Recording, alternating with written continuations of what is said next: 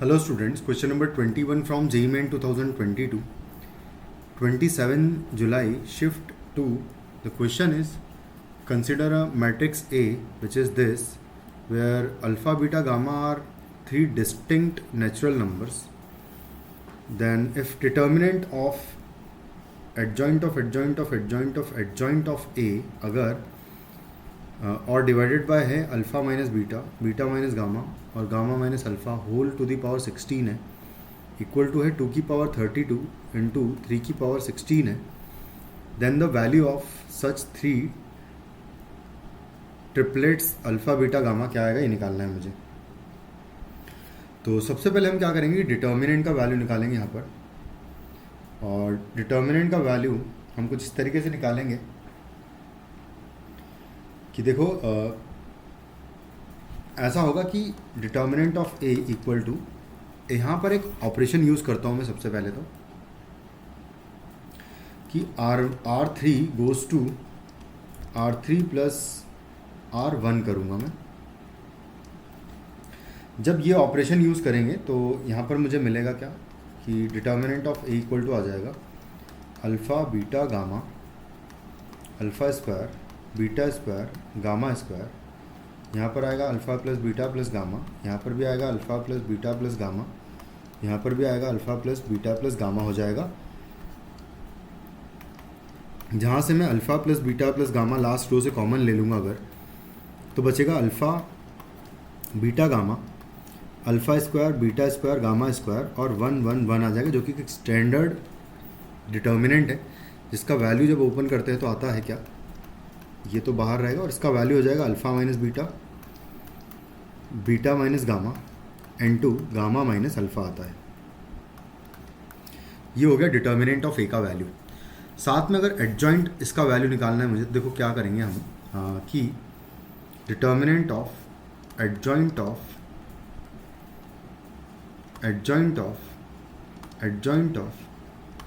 Adjoint of A अगर देखें तो इस डिटर्मिनेंट का ऑर्डर 3 है, तो इसका सबसे पहले तो स्क्वायर आएगा, फिर स्क्वायर का स्क्वायर होगा, फिर स्क्वायर का स्क्वायर का स्क्वायर होगा, और फिर स्क्वायर का स्क्वायर का, मतलब बेसिकली 2 की पावर। इसको जब ओपन करेंगे तो हमें मिलेगा determinant of A to the power n-1, where n is the order of determinant, to the power 4 आ जाएगा, क्योंकि 4 एडजॉइंट है इस वजह से। तो यहाँ पर आ जाएगा determinant of A to the power 2 बेसिकली, क्योंकि 3 ऑर्डर ऑफ डिटर्मिनेंट है, तो 3 - 1 हो जाएगा 2, 2 टू दी पावर हो जाएगा ये बेसिकली 4, और 2 की पावर 4 जो है 16 होता है, तो determinant of A to the power यहाँ पर 16 आ जाएगा इस एक्सप्रेशन का वैल्यू। बस अब यहाँ पर मैं सारी वैल्यूज़ पुट कर देता हूँ। तो देखो क्या लिखा हुआ ये, कि पहला वाला तो एक्सप्रेशन जो लिखा हुआ यही है कि adjoint of adjoint of adjoint of adjoint of A के डिटर्मिनेंट का वैल्यू एंड डिवाइडेड बाय, लिखा हुआ है alpha minus beta to the power 16,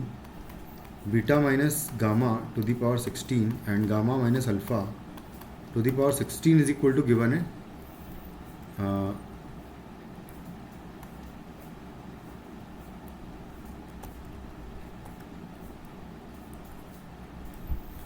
यहाँ पर गिवन है 2 की पावर 32 इंटू 3 की पावर 16 गिवन है। इसकी वैल्यू अगर मैं पुट करूँगा तो basically determinant of A to the power 16 और डिटर्मिनेंट ऑफ ए की पावर है का वैल्यू ये है। तो यहाँ पर जब मैं वैल्यू पुट करूँगा तो alpha plus beta plus gamma, इन सब का पावर बेसिकली 16 आ जाएगा, तो alpha plus beta plus gamma to the power 16 आएगा, फिर आएगा alpha minus beta to the power 16, beta minus gamma to the power 16 आ जाएगा, और gamma minus alpha to the power भी 16 आएगा, होल डिवाइडेड बाय यहाँ पर आएगा alpha minus beta to the power 16 into beta minus gamma to the power 16 तो gamma minus alpha to the power 16 is equal to है 2। Basically इसको मैं ऐसे लिख सकता हूँ कि 2 to the power 2 to the power 16, तो इसको ऐसा कर लेता हूँ मैं 2 to the power 2 into 3 whole to the power 16 हो जाएगा ये तो खैर पूरा कैंसिल आउट हो जाएगा सब कुछ, और यहाँ से alpha plus beta plus gamma का जो वैल्यू है वो उसका वैल्यू इक्वल टू हो जाएगा 2 square into 3 which is equal to आ जाएगा कितना, यहाँ पर इसकी वैल्यू आ जाएगी 12। तो alpha plus beta plus gamma का वैल्यू अगर 12 है और हम चाहते हैं कि अल्फ़ा बीटा गामा जो है वो डिस्टिंक्ट नेचुरल नंबर्स हो, तो यहाँ पर हम बैगर्स मेथड का यूज़ करेंगे बेसिकली। और बैगर्स मेथड का इस तरीके से यूज़ करेंगे, देखो कि 12 टोटल नंबर्स है और सबको हम एक को 2 और एक को 3 दे देंगे पहले से। तो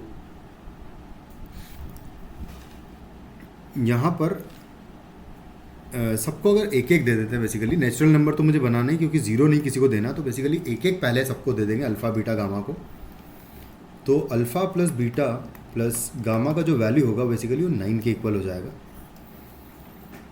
तो 9 के इक्वल होगा, तो टोटल वैसे अगर अल्फ़ा बीटा गामा अगर देखें तो वो हो सकते हैं कितने, वो हो जाएंगे टोटल 9 प्लस 3 माइनस 1 सी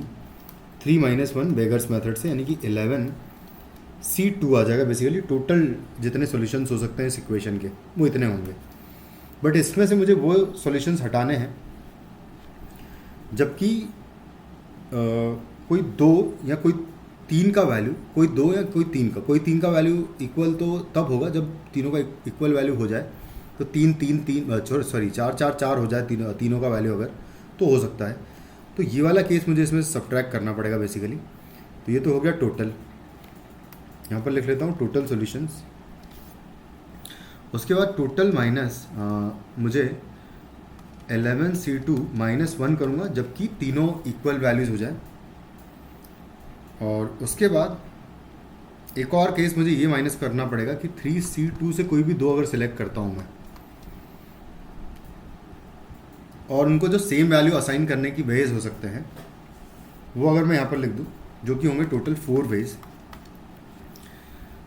जबकि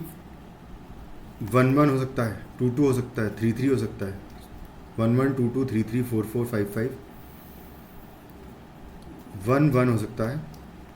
2 2 हो सकता है, 3 3 हो सकता है, 4 4 हो सकता है, 5 5 अगर लेंगे तो बेसिकली 5 5 नहीं हो सकता,